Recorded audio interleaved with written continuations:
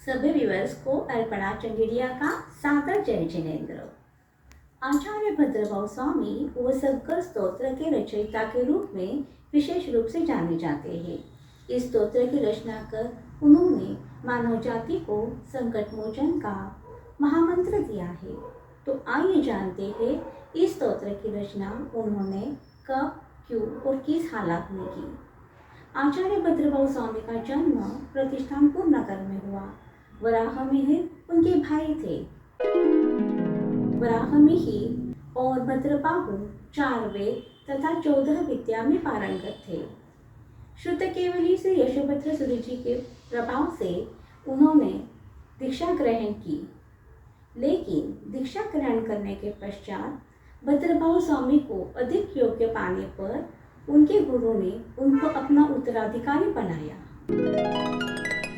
इसके कारण वराहमिहिर अत्यंत क्रोधित हुए और उन्होंने दीक्षा छोड़ दी। कुछ समय बाद राजा को एक पुत्र की प्राप्ति हुई और वराहमिहिर उनको बधाई देने पहुंचे। तुम्हारा पुत्र पूरे 100 वर्ष तक जिएगा, ऐसा उन्होंने उसका भविष्य कथन किया।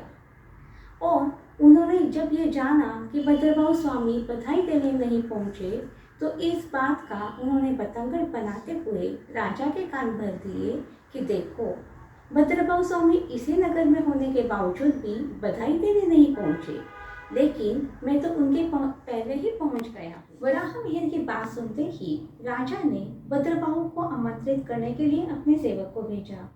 जब सेवक भद्रभाव के वहां पहुंचा तो भद्रभाव जी ने राजा को ये संदेश पहुंचाया कि तुम्हारा पुत्र आज से 7वें दिन बिल्ली के कारण मृत्यु को प्राप्त होगा। सेवक ने आके ये समाचार जब राजा को सुनाया तो वराहमिहिर के भविष्य कथन पर विश्वास होने के बावजूद भी राजा ने अपने राज्य की सभी बिल्लियों को नगर के बाहर जंगल में भगा दिया और अपने पुत्र की ओर कड़ा पहरा लगवाया।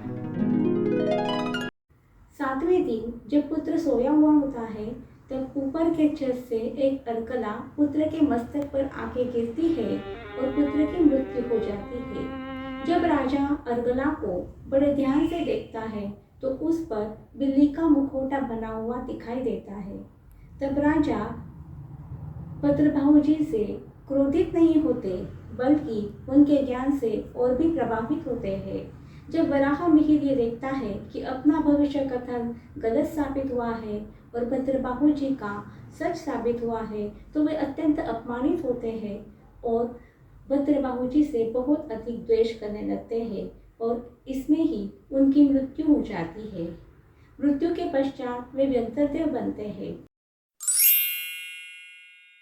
व्यंतरदेव बनने के पश्चात भद्रबाहु जी से बदला लेने के लिए वे उस नगर में महामारी को फैला देते हैं।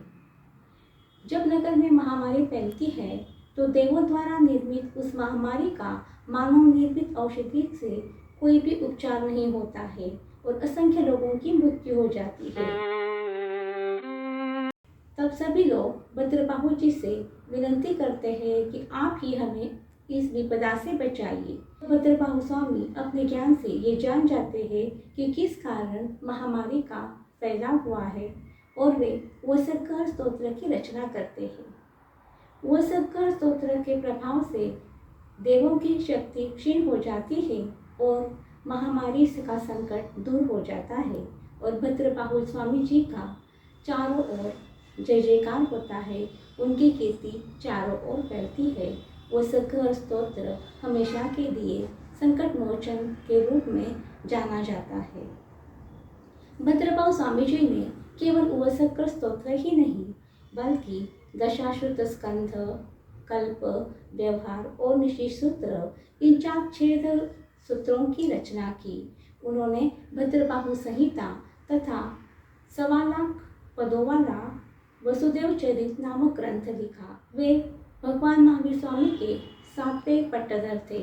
वे 14 गुरुओं के ज्ञाता भी थे। ऐसे परम उपकारी भद्रभाव स्वामी जी को कोटिशः वंदन नमन। जय जिनेन्द्र।